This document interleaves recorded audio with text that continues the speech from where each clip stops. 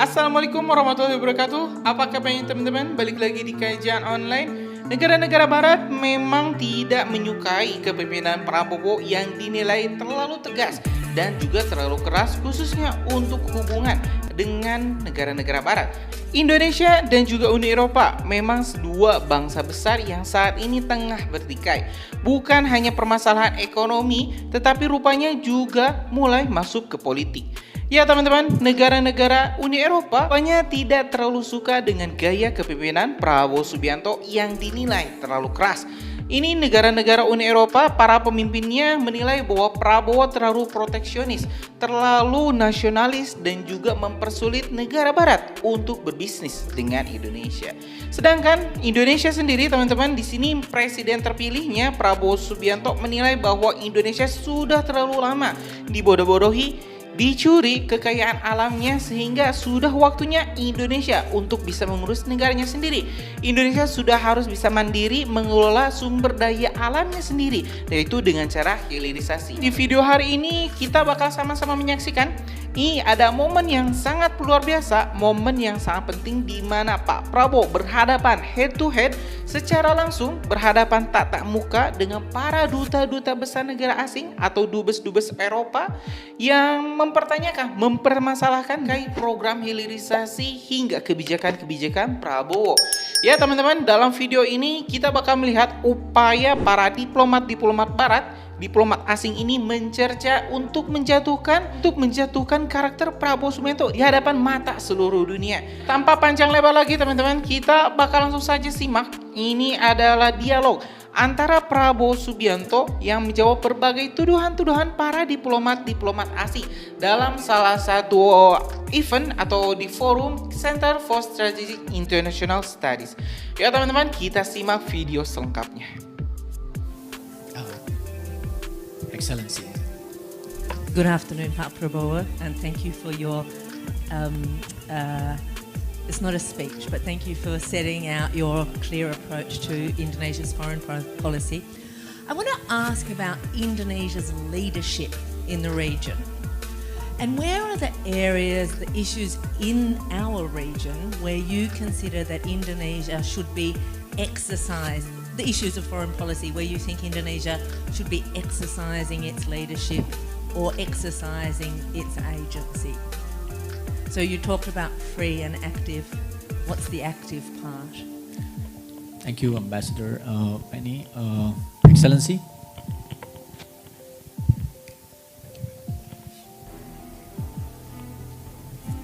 My name is Benedetto Latteri. I'm the Italian ambassador. Thank you for your introduction, Mr. Minister. My question is more or less the same like the Australian colleague. Which is your attitude towards European Union?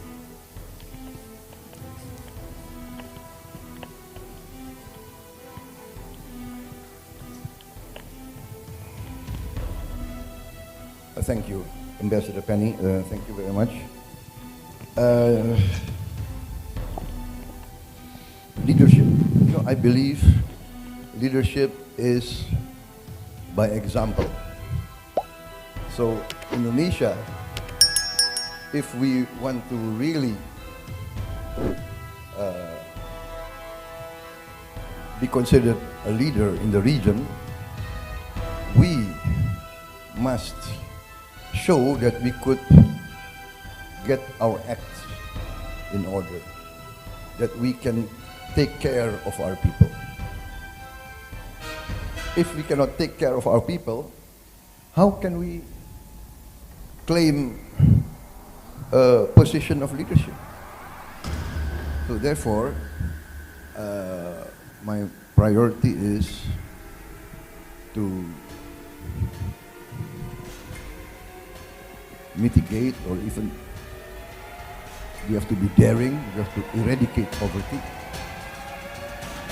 I think I'm very lucky because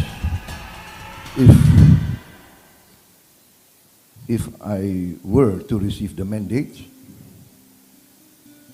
next year, I will be continuing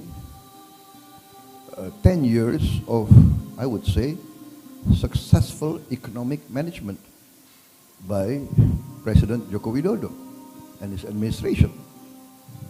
The parameters, the figures are very, very clear on many, many sectors. The number of kilometers of highways built, the number of dams built, the number of airports built, the number of ports built, the number of roads built, the recipients of a lot of government assistance. We have become basically a welfare state. We are taking care of our poor and our weak. Are we satisfied? No. Do we have to do better? Yes. Is there corruption? Yes. Is there leakage? Yes. We must address that. Our education system has to be improved. Yes. And so that's my answer. And when you ask what's the active part, we will always be active in pushing for promoting dialogue, peace, negotiation. We always will be consistent. We always will try to push for compromise in all matters. That's our active part. And I repeat again, my conviction, if we are successful in getting rid of poverty in Indonesia, we are successful in promoting an economic model that shows there can be progress, there can be growth, but there is social justice. There is equal opportunity for everybody. That, I think, we will attain a position of leadership. Even now, we are surprised. Many African countries now look Indonesia as another alternative. I've gotten requests from counterparts in Africa. They want to send their officers, their cadets, their soldiers to be trained in Indonesia. They want to buy our equipment, etc., etc. They see another alternative. They see another rising example. And they see that we have the same experience as them. We have our share. We had our share. We were colonized for many years. We have our share of insurrections. We have our share of civil wars, of separatists. They are experiencing that now. But we can overcome by negotiation, by collaboration, by compromise. So sometimes it's very funny that we have solved many of our problems by negotiation, by compromise. So that's my answer to Ambassador Penny and to the Italian ambassador. What is my view about the European Union? Excellency, I want to tell you something. Most of the Indonesian elite leaders have been educated in the West. If you see the present cabinet, you can see many of our leaders have been educated in the West. Military leaders, civilian leaders, economic leaders, business leaders, political leaders of every, let us say, of every spectrum in the political field. We have Islamic leaders that went to school in Chicago, right? We have business leaders.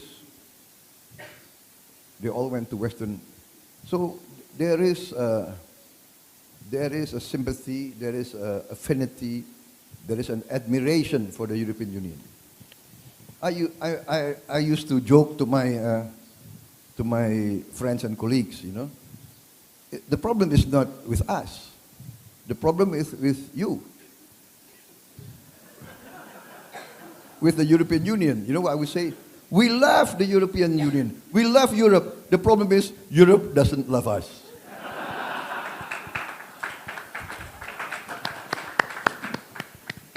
You know? Europe doesn't even know Indonesia. They only know Bali. You know? So that's it. We admire you. We admire the Renaissance. Yeah? If you ask a 5-year-old Indonesian, you know, where do you want to go? They always say, I want to go to. You know, the first choice of many 5-year-old Indonesians, you know, to be very frank, the first choice, of course, I want to go to America. Guess what?